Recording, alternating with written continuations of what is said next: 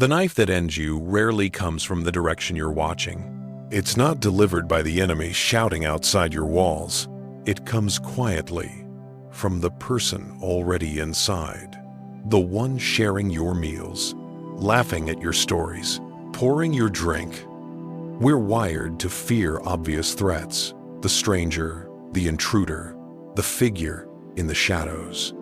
But the mind that truly understood power saw something far more dangerous. The outsider has limits. You keep them out. You lock doors against thieves. You prepare defenses for rivals. But for friends, you lower the gate. You invite them close. You speak freely. You reveal patterns, doubts, habits. And that's why betrayal, when it happens, doesn't feel like conflict. It feels like a verdict already decided. Most people don't recognize it until damage is irreversible. They wait for proof. They wait for disaster. By then, the knife is already where it needs to be. Machiavelli warned that deception only succeeds because people allow it, not through stupidity, but through misplaced trust. Your generosity is being observed. Your loyalty is being evaluated. Your openness is being cataloged for future use. If you don't learn to read intention behind behavior, you're not unlucky, you're exposed. This isn't about toxic friendships or soft modern language designed to comfort. This is about awareness, about survival in environments where appearances are cheap and motives are not. What follows is a psychological dissection of the false ally, not after betrayal, but before it happens. We're going to identify the markers that reveal hidden intent early, the kinds of signals most people miss because they want to believe. You'll learn 3 recurring profiles, the patterns that repeat across history and human behavior. You'll learn how to apply pressure without confrontation, and you'll learn how to disarm without attacking by reflecting something they can't tolerate seeing. But understand this before continuing. Clarity comes at a cost. You'll have to let go of the instinct to be liked. You'll have to release the belief that good intentions protect you. Machiavelli was blunt about this. Anyone who insists on being virtuous in every situation becomes vulnerable among those who are not. Survival requires adaptation, not optimism. Seeing the world as it is, not as you'd prefer it to be. Once you notice the pattern, you can't unsee it. So why does it happen? Why does the person you helped climb start pulling at your footing? Why does someone you supported feel strangely satisfied when you stumble? Most people ask the wrong question. What did I do wrong? That question assumes morality governs behavior, loyalty, gratitude, fairness. But power doesn't operate on morality, it operates on incentives. Machiavelli understood this clearly. Human behavior follows necessity, not sentiment. People act to protect status, regain balance, or remove threats, often quietly. Betrayal isn't driven by hatred. It's driven by usefulness. If your progress makes someone feel diminished, friction forms. Not outwardly, but internally. Success creates distance. Distance creates discomfort. And discomfort seeks resolution. Envy doesn't announce itself. It studies. It waits. That's why false allies praise you publicly while tracking you privately. They offer assistance that subtly limits your independence. Support that comes with invisible strings. They don't oppose you directly. They position themselves near you until opportunity appears. History is full of examples. In Renaissance Florence, families who dined together turned on one another at moments of ritual and vulnerability. The attack didn't come during negotiation or conflict. It came when guards were down. When trust was assumed, that's the pattern. False friends don't challenge your defenses. They wait until you remove them yourself. So how do you identify them before damage is done? You don't guess, you categorize. Hidden enemies follow recognizable forms. Once named, they lose leverage. The first is the flatterer. Machiavelli despised them for a reason. Courts were saturated with praise because praise dulls perception. The flatterer agrees with everything. They amplify your ego. They avoid friction at all costs. It feels supportive. It feels affirming, but it's a mask. Real allies correct you. They risk discomfort to protect your outcome. Flatterers protect themselves by keeping you complacent. They don't admire you. They invest in your vanity. Watch the one who never disagrees. Watch the one who praises prematurely. Watch who disappears when your status wavers. Their loyalty was never to you, only to what you represented at the time. And this is only the first pattern. The next is quieter and far more dangerous. Archetype 2, the crisis architect. This one doesn't look dangerous at first. They look helpless. Their life is always collapsing. There's always a problem, always a disaster, always a reason they need you right now. And somehow, you're always the solution. You listen for hours. You lend money. You clean up messes you didn't create. It feels meaningful. We've been through so much together. No, you've been consumed. This type survives by staying broken. They don't want resolution. They want dependency. Modern strategists call them infectors, people who cling to you not to be rescued, but to avoid drowning alone. Here's the real test most people fail. What happens when you struggle, when you need support, when you're overwhelmed, when you're the one reaching out? Suddenly they're unavailable, busy, distracted, or worse, they listen briefly, then hijack the moment. That's rough. It reminds me of what I went through. They cannot hold space for your pain, because your pain does not serve them. Machiavelli would tell you to create distance from the chronically unlucky, not out of cruelty, but because repeated failure is rarely random. It's often reinforced by poor judgment and self-sabotage, and proximity to it drains you. Time, energy, focus. In power dynamics, energy is currency. Anyone who consistently consumes yours without replenishing it is not a friend. They are extracting value. Archetype 3, the subtle saboteur. This is the most dangerous form. They're intelligent, socially competent, often close to your level or trying to surpass it. They don't attack you directly. They operate through implication. A compliment with a hook. You did great. I didn't expect that given how tired you looked. Did you catch it? The praise lands publicly. The weakness lands quietly. They leak your vulnerabilities disguised as concern. I'm worried about him. He's been under a lot of pressure lately. They're not worried. They're broadcasting, shaping perception, seeding doubt into the group. Machiavelli understood something most people ignore. Reputation isn't destroyed all at once. It's eroded, slowly, deliberately. One raised eyebrow, one half smile, one well-timed remark. If confronted, they retreat into innocence. You're overthinking. I was just joking. I'm on your side. That confusion is intentional. It keeps you second-guessing instead of acting. This is psychological fog, and fog favors the attacker. So now what? You've recognized the flatterer. You're exhausted by the crisis addict. You feel the quiet sting of sabotage. Do you confront them? No. Confrontation gives them information. Emotion gives them leverage. Machiavelli never reacted. He observed, he tested, he let people expose themselves. You don't accuse. You run diagnostics. Here are 3 pressure tests that reveal intent without a single argument. Test 1. The good news trap. Most people think loyalty is tested during hardship. That's false.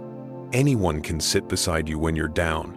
Your suffering reassures them. If you want truth, share a win, a promotion, a breakthrough, a relationship, a financial leap. Then watch closely. For a fraction of a second, the mask slips. A tightening of the mouth, a deadening in the eyes. Something cold passes through. Then it's covered. That's amazing, but the tone is off. forced, sharp. They may immediately add friction. That's great, but isn't it risky? I hope it doesn't turn out like last time. They puncture the moment. Oscar Wilde was precise. Anyone can sympathize with pain. It takes real character to celebrate success without resentment. Machiavelli wouldn't react. He would simply reclassify them. Ally variable threat. Test 2. The information diet. Fake friends feed on access. Gossip is their leverage. Your openness is their inventory. So you stop supplying. You remain polite, but vague. How's work? It's work. How's your relationship? Stable. What's next for you? Still thinking? A genuine ally accepts this. Silence doesn't threaten them. A fake friend becomes restless. They pry, push, accuse. You're acting strange. Don't you trust me? They may even offer a confession, baiting reciprocity. I'll tell you mine if you tell me yours. That's not intimacy. That's a transaction. If privacy makes them angry, it's because they were extracting value, and you just shut the tap. Test 3. The no audit. This is the fastest filter. Say no once, calmly, reasonably. I can't help with that. I'm not available. A real friend adjusts. A parasite reacts. They guilt you. After everything I've done for you, I thought we were close. That's emotional extortion. Machiavelli knew relationships built on utility collapse the moment utility ends. If a bond cannot survive a boundary, it was never a bond. It was an arrangement. You didn't betray them. You exposed the terms. Now, the hardest part. The results are in, and they hurt. You'll feel denial. You'll minimize. You'll search for excuses because rejection triggers ancient fear. That impulse is weakness. Machiavelli demands something colder. Clarity. You must become the fox to see the snare, and the lion to stop fearing it. Accept this truth. They don't value you. They value what you provide. And that's not tragic. That's information. Once you accept it, power returns. You stop demanding loyalty from those incapable of it. You stop seeking warmth from people who operate by calculation. You stop confusing proximity with allegiance. You don't need hatred.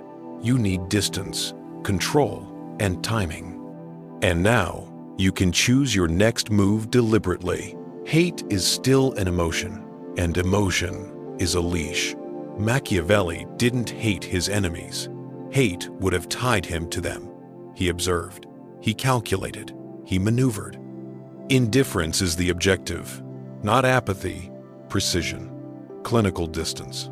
The moment someone is no longer an emotional figure in your life, they become manageable. They are no longer a threat in your nervous system. They're a variable on the board. A dangerous one, but a piece nonetheless. So now that you see them clearly, what's the move? Do you cut them off overnight? Disappear? Expose them publicly? No, that's amateur behavior. Loud, emotional, predictable. Machiavelli warned against creating unnecessary enemies. If you must injure someone, do it in a way that removes their ability to retaliate. Ghosting invites revenge. Confrontation invites revenge. Drama always creates counterattack. We need something quieter, something slower, something that leaves no fingerprints. This is advanced social warfare. This is where you stop reacting and start designing. Think of it like surgery. You don't rip out a tumor violently. You remove it carefully without killing the patient.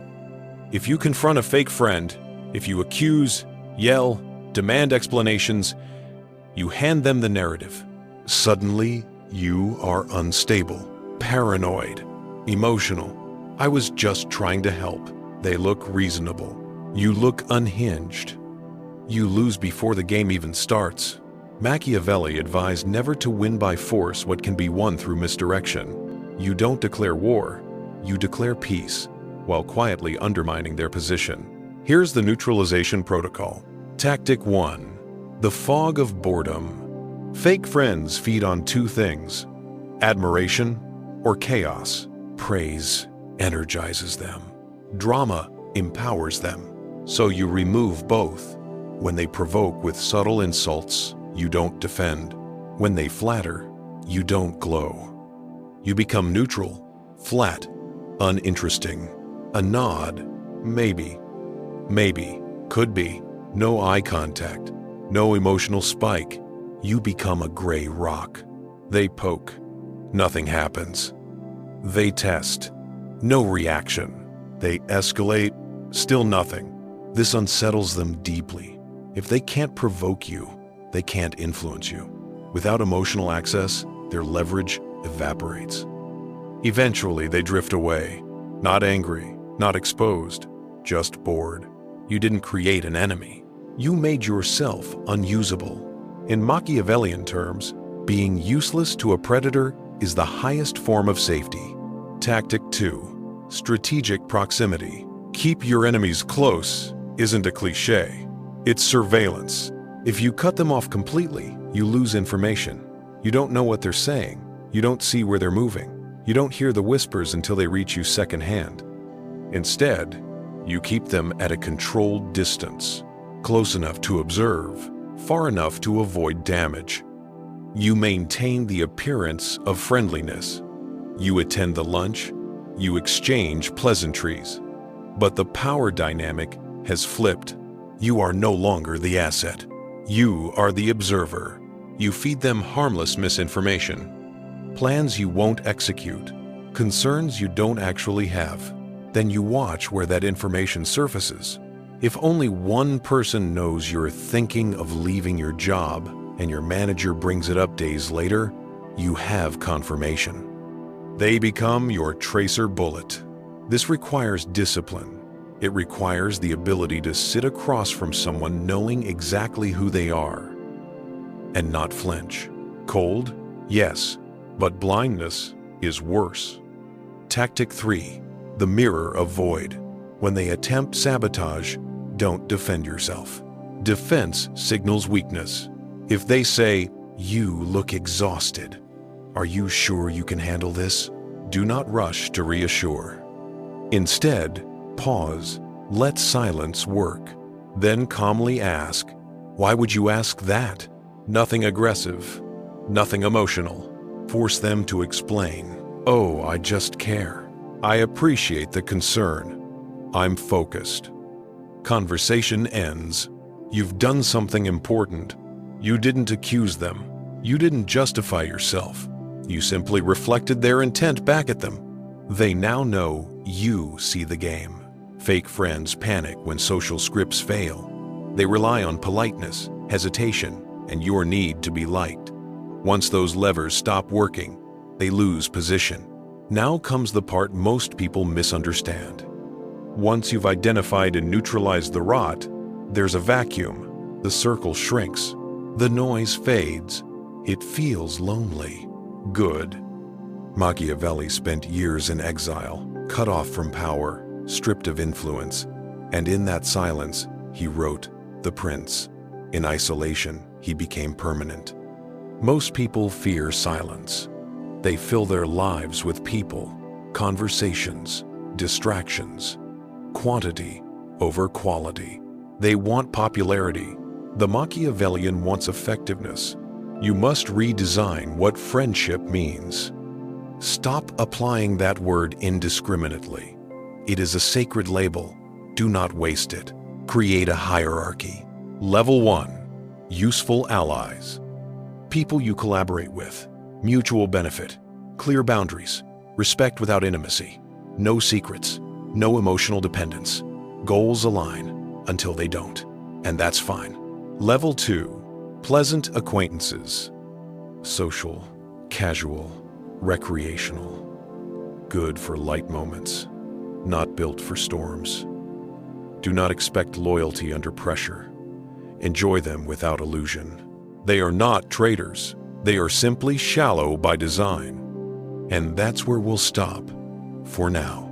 Because the final level is rare, and dangerous to describe carelessly. Level 3. The few, not a circle, a point. This is the brotherhood, the sisterhood, rare enough that most people will meet only one, if they're lucky. Someone who has nothing to extract from you, yet stands with you anyway. Someone who tells you the truth to your face, even when it costs them comfort, and defends you when you're not present. These people don't announce themselves. They reveal themselves over time, not through words, but through pressure. Machiavelli understood this clearly.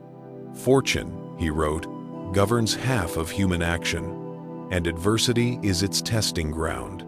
Time and difficulty strip away performance.